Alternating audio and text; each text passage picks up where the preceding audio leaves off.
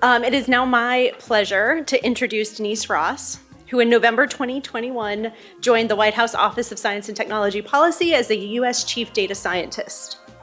By brief background, Denice Ross has been a senior fellow at the National Conference on Citizenship and a fellow at the Beek Center for Social Impact and Innovation. She comes from this work from New America, where she studied climate security and the power of networks to advance progress on big challenges. Prior to that, she was a presidential innovation fellow in the Obama administration, and she co-founded the White House Police Data Initiative to increase transparency and accountability in the wake of Ferguson, and worked with the Department of Energy on crowdsourcing private sector data to improve community resilience in disaster-impacted areas. Prior to government, Denice co-directed the Data Center, a nonprofit data intermediary. Please join me in welcoming Denice to the stage.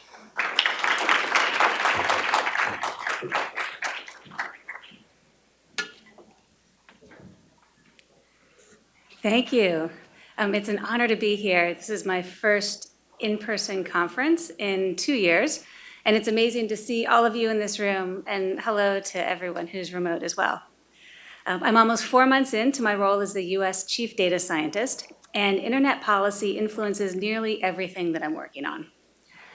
The internet, of course, is the enabler for all of our nation's data supply chains. Today, I wanted to talk about the data flows that we need for a healthy democracy and thriving equitable society. I especially want to focus on the intersection between data and the rollout of the bipartisan infrastructure law, with a few concrete ways that you all can help. During blue skies, it's easy to become complacent about the data we have access to. When a crisis hits, that's when you really need more from your data. You need more frequent, more granular, more detail in your data. In order to address the compounding crises of the pandemic, climate-fueled disasters, the chronic stressors of inequality and racism, we will need data that is timely, broken down by characteristics such as race, gender, sexual orientation, disability, and veteran status, for small geographic areas, and tracked over time. The internet and good policies surrounding it are critical for enabling both the collection and responsible sharing of data in the public interest. We saw failures here earlier in the pandemic with rural communities that had limited internet access having trouble reporting on vaccines administered, which slowed down their receiving of the second batch of doses from the federal government. We also saw where paper processes that might have worked fine during normal times became untenable. For example, I remember seeing a photo of piles of paper death certificates waiting for data entry, one pile for each month. March 2020, April 2020, May 2020. Each month of the pandemic had higher and higher piles of paper, but those data weren't digitized and therefore weren't informing policy or action in a timely way. The challenges we are seeing are not new. More than 15 years ago, I came up to DC in a secondhand suit, still evacuated from New Orleans due to Hurricane Katrina. I came to talk with members of Congress about how New Orleans needed data to chart a path toward an equitable recovery. I also got to meet with the Census Bureau and the Chief Statistician of the United States, and I learned that the federal statistical system just wasn't really designed for tracking the types of rapid changes our city was going through. We didn't have enough intel to know where to stand up temporary clinics, which parks to rehab first, and with 80% of the child care centers shuttered, where should we be prioritizing philanthropic dollars in that sector? Back then, there was no Census, Pulse, Household, and Small Business Survey, which y'all are probably familiar with. And by the way, that depends heavily on the internet for response. We couldn't see aggregated cell phone records showing where people had been displaced to, like we did after Hurricane Maria in Puerto Rico or during the early days of the pandemic. Instead, we reviewed the data on electricity hookups, water usage, and traffic patterns. We even looked at images from outer space showing nighttime lights. It turned out that the best way to see how many people were back in New Orleans and where they were living was to get monthly updates from a direct mail marketing company. You know how it is, junk mail always finds you when you move into a place or come back home. And that company that rents out those mailing lists had the best data on occupied households. Fortunately for us, somebody in that company had the foresight to archive their mailing list for July 2005, the month before the storm. They ended up donating their company's data to the nonprofit data intermediary that I co-led.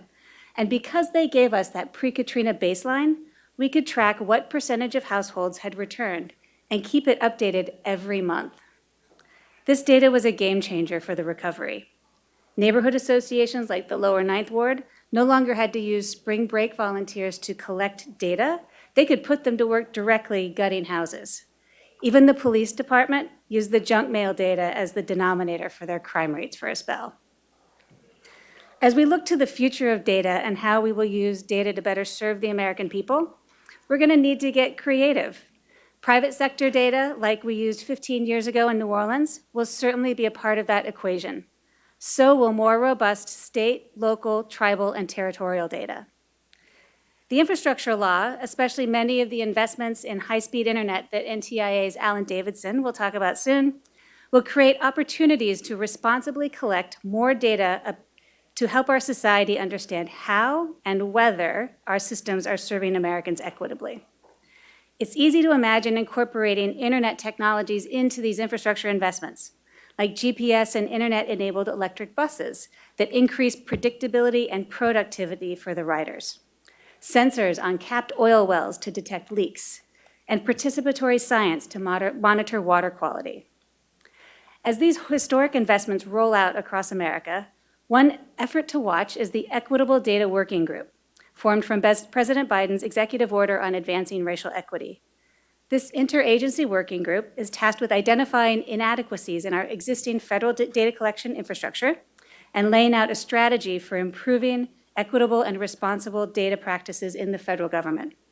So across federal agencies as we speak, they are looking for data gaps that stand in the way of conducting equity assessments of their policies, programs, and services.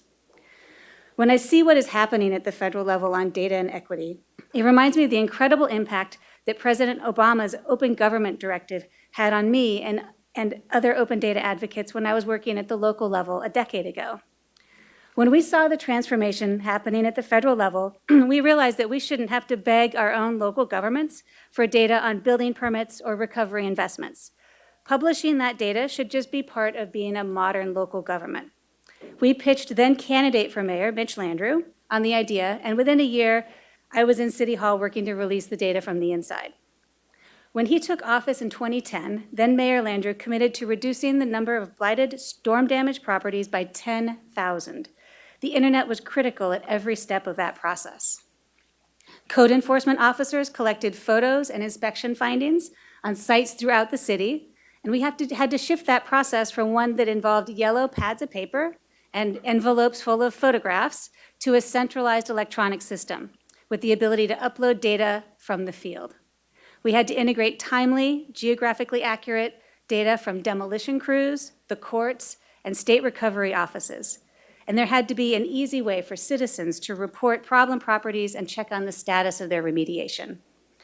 We knew that meeting our goal of 10,000 properties remediated was going to take the entire community. This was a problem bigger than government could fix. We brought in a team from Code for America to help us organize all of the data about blighted properties into a single source of truth, a website where anyone could enter in an address and see where it was in the process of being fixed. I remember the first public meeting after we released this tool. City Council was holding a hearing on the blight problem, and it was standing room only. A woman walked up to the podium, and for her 3 minutes to speak, she talked about the house next door to her, how it was threatening to fall over on her house. It was home to all sorts of vermin and criminal activity. She gave the address and pulled out a piece of paper. It was a printout from our new website. As she spoke, the city's blight czar looked up the address on his iPad. City Council staffers pulled it up on their laptops. For the first time since the storm, everyone had access to the same information at the same time. Instead of arguing about what the facts were, the conversation focused on what the solutions should be. It was still a hard conversation, but it was much more productive, and thanks to that common base of information, we were able to blow past that goal of 10,000 properties ahead of schedule. The digital transformation that occurred in the city of New Orleans a decade ago That type of transformation is going to need to occur in communities all across the nation in order to meet the challenges that we are facing. That includes recovery from the pandemic and economic crisis, preparing for and heading off the worst impacts of climate change, and ensuring equitable access to resources and opportunities like those afforded by the bipartisan infrastructure law. The internet, of course, is critical infrastructure for that transformation, as is a common base of information to enable scaling solutions across the nation. Successful implementation on the infrastructure law will depend on state, local, tribal, and territorial capacity to design the local projects in collaboration with community stakeholders and deliver. The availability of relevant data and capacity to use it will be a common thread throughout the process. The first step is awareness about the programs.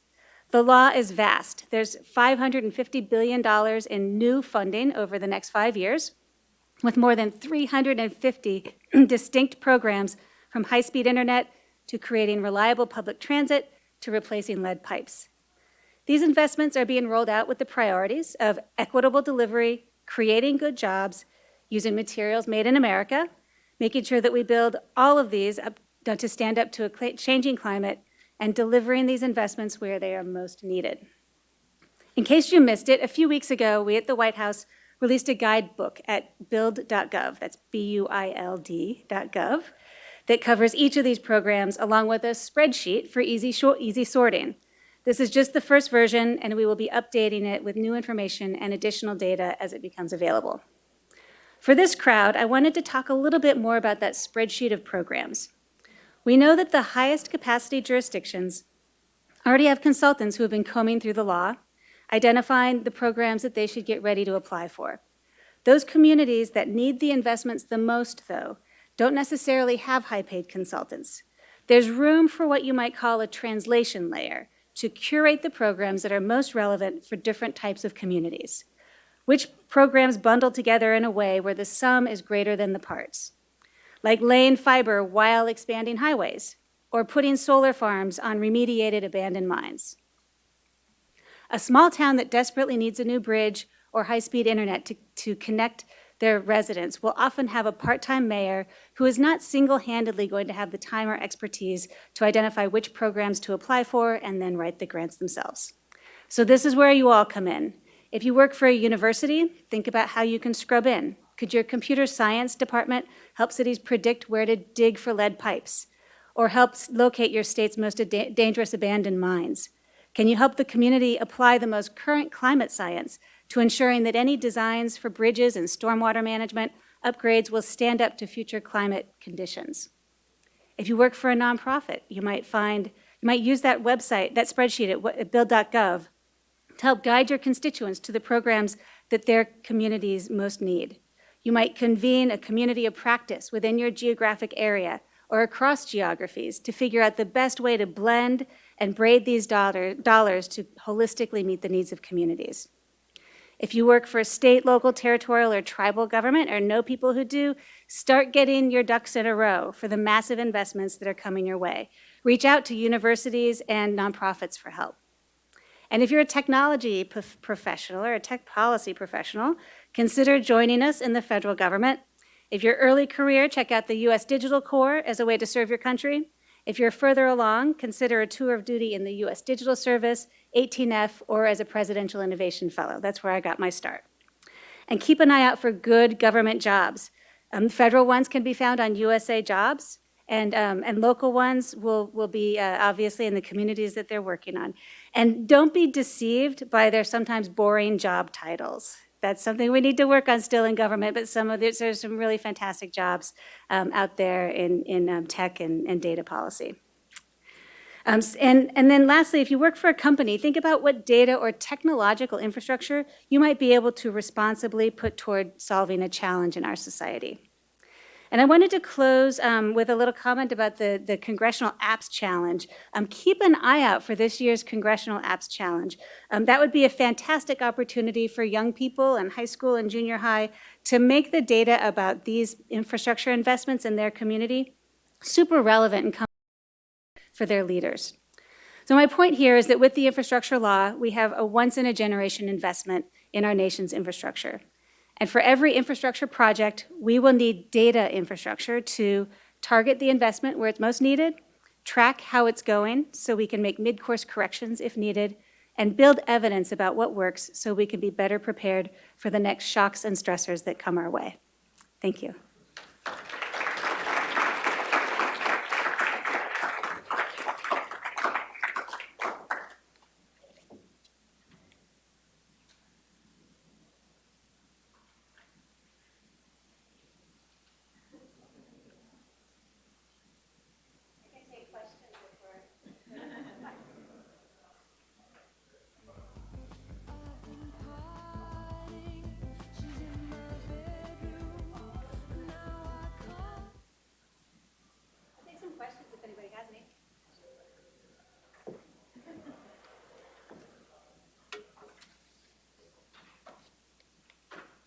Yeah.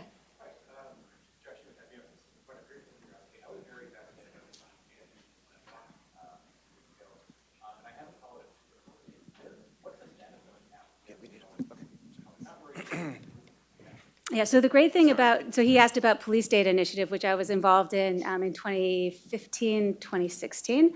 The great thing about data transparency is like once the toothpaste is out of the tube, it's hard to put it back. And so the transparency that we started there became more of a sort of a just what you do as a good, transparent, modern police department. And certainly some of the vendors started to step up to make open data part of their offerings. One critical piece of the open data ecosystem, though, is that you need people using the data and sort of holding government accountable. So we saw some examples in Boston, for example, the police rolled back a little bit on their transparency and the local newspaper stepped in and the data started flowing again. Yes? Wait 1 second, wait.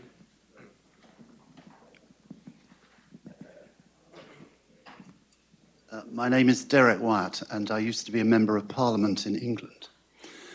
My question is, what you're doing is what every nation state that's had COVID wants a kind of, this is coincidental with what you've done, wants something like what you've done. So this is a private, really, question. Do you ever talk to our embassy here in Washington and show them what you're doing so they can bring your best practice to Britain? We would be happy to do that. In fact, I think Britain inspired a lot of our early open government work, so we would love to continue that conversation.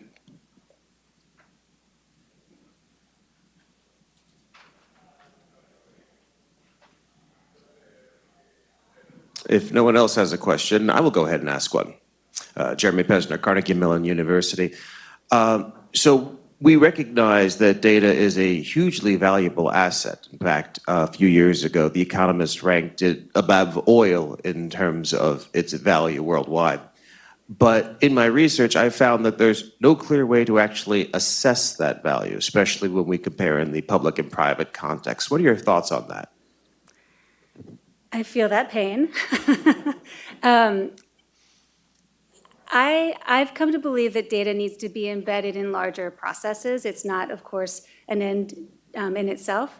And so that's why I believe that we need a data person at every policy table so that we can be measured by the success of the overall policies that we're trying to implement.